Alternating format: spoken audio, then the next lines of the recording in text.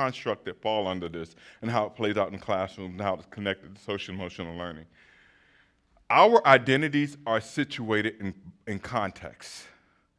And I'll use myself as an example. In some spaces, I'm Dr. Berry. In some spaces, I'm Rob. Because of the context, it engages my behavior based on that context and the people in the context. When somebody walks up to me and says, "What's up, Rob?" That elicits a set of behaviors for me because it's mediated by how one refers to me. When I'm in church, my identity is mediated by how the context.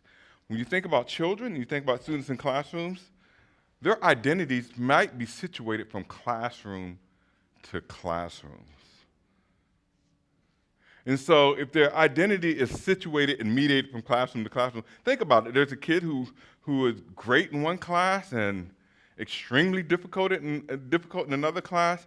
It's probably the context and the people in that context that mediates their identity.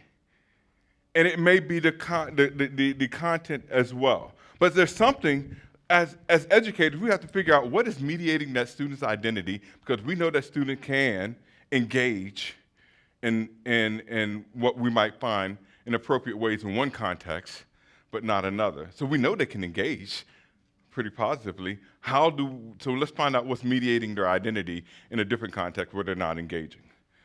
Positionality.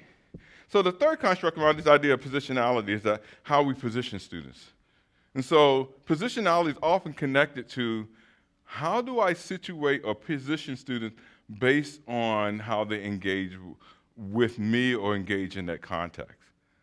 And so all too often, particularly because my research focuses on black boys, too often sometimes what happens with black boys, if their identity is mediated in one context and is mediated in a way that is not always positive, and then they react in a negative way, now they're positioned in a deficit way, now they're in trouble, and that contributes to this whole cycle of discipline that plays out.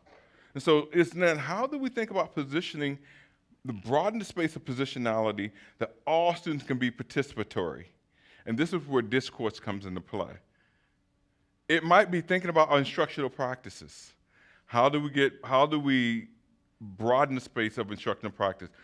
Talking in dyads, talking in one-on-one, having students to rehearse, having students to practice, those kinds of things that kind of moves gets them to think about the ideas first before they're in the public space. Going back to Jacoby, he was chosen for a reason, even though his answer was incorrect. But imagine in a different context. Jacoby was dismissed. And imagine, so you can imagine, Jacoby's dismissed, and then you can see, I didn't even want to do it anyway.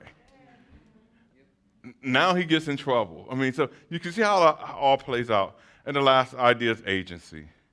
Having the sense of agency to engage and be doers of mathematics and engage in the behaviors that we hope the students will engage in.